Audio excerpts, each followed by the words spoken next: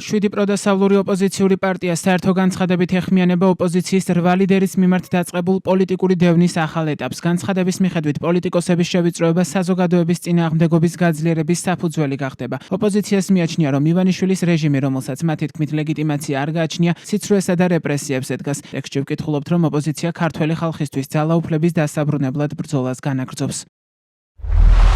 ივანიშვილის დამნაშავე რეჟიმის მხრიდან პოლიტიკური დევნის გაძლიერება ჩვენი საზოგადოების კიდევ უფრო ძლიერი წინააღმდეგობის საფუძველი გახდება, მით უმეტეს მაშინ, როდესაც პოლიტიკურმა პატიმრებმა და მათი ოჯახის წევრებმა ბოროტებასთან შეუგუებლობის და სიმტკიცის მაგალითი გვიჩვენეს. ჩვენ შორის მრავალი განსხვავება არსებობს, მაგრამ ყველას გვაერთიანებს საერთო ამოცანა. მშვიდობიანი ბრძოლის შედეგად შევცვალოთ ხალხის მძარცველი, კორუმპირებული კრიმინალების რეჟიმი, გავათავისუფლოთ უსამართლოდ დატყვევებული მწერლები, ექიმები, სტუდენტები, მსახიობები და პოლიტიკოსები. გადავარჩინოთ საქართველოს დამოუკიდებლობა და სახელმწიფოებრიობა და დავიმკვიდროთ ადგილი ჩვენს ბუნებრივ ისტორიულ წიაღში, ევროატლანტიკურ სივრცეში. ქართველმა ხალხმა ამ 1 წლის განმავლობაში გაბედული და თანმიმდევრული ბრძოლით დაამტკიცა, რომ ის იმსახურებს სამართლიან, უსაფრთხო და თავისუფალ ქვეყანაში ცხოვრებას და არ დაუშვებს კონსტიტუციის ხელყოფას. მათ ნებას ივანიშვილის რეპრესიები წინ ვერ აღუდგება. ჩვენ დემოკრატიული პოლიტიკური პარტიები ბოლომდე ვიბრძოლებთ იმისთვის, რომ ძალაუფლება დაუბრუნდეთ მათ, ვისაც ის რეალურად ეკუთვნის, ქართველ ხალხს. ბრძოლა ბოლომდე, გამარჯვებამდე.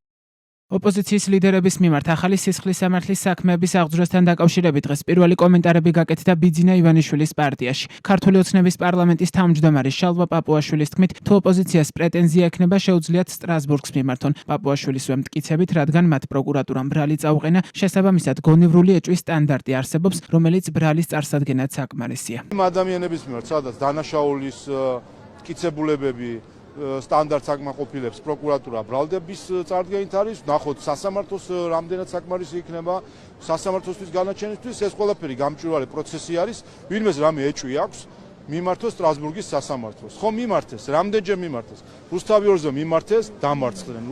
სააკაშვილზე მიმართეს, დამარცხდნენ. გვარამიაზე დამარცხდნენ, მელიაზე დამარცხდნენ.